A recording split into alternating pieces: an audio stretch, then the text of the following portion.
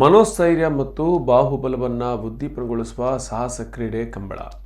ಸಮಾಜದಲ್ಲಿ ಮಿತ್ರತ್ವ ಗಟ್ಟಿಗೊಳಿಸಲು ಈ ಕ್ರೀಡೆ ಸಹಕಾರಿ ಎಂದು ಪುತ್ತೂರು ಮಹಾಲಿಂಗೇಶ್ವರ ದೇವಳದ ವ್ಯವಸ್ಥಾಪನಾ ಸಮಿತಿ ಅಧ್ಯಕ್ಷ ಮುಳಿಯ ಕೇಶವ ಪ್ರಸಾದ್ ಅವರು ಹೇಳಿದ್ದಾರೆ.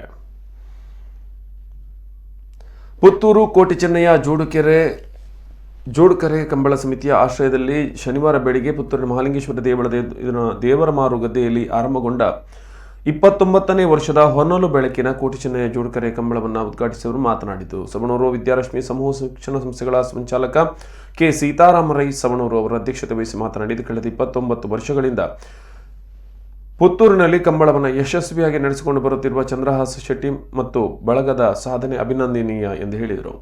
ಬಳಿಕ ಸಹಕಾರಿ ರತ್ನ ಪ್ರಶಸ್ತಿಗೆ ಭಾಜನರಾದ ಸೀತಾರಾಮ ರೈ ಅವರಿಗೆ ಕಂಬಳ ಸಮಿತಿಯ ಸನ್ಮಾನವನ್ನು ನೆರವೇರಿಸಲಾಯಿತು. ವೇದಿಕೆಯಲ್ಲಿ ವಿಷ್ಣುಮೂರ್ತಿ ದೇವಳದ ವ್ಯವಸ್ಥಾಪನಾ ಸಮಿತಿಯ ಮಾಜಿ ಅಧ್ಯಕ್ಷ ರವೀಂದ್ರ ಶೆಟ್ಟಿ ನೋಳಿಯಾಲು, ಕೆಯೂರು ಮಹಿಷಮರ್ದಿನಿ, ದುರ್ಗಾಪರಮೇಶ್ವರಿ ದೇವಳದ ಮಾಜಿ ಆಡಳಿತ ಮುಕ್ತೇಶ್ವರ ಚೆನ್ನಪ್ಪ ಸೇರಿದಂತೆ ಅನೇಕರು ಉಪಸ್ಥಿತರಿದ್ದರು.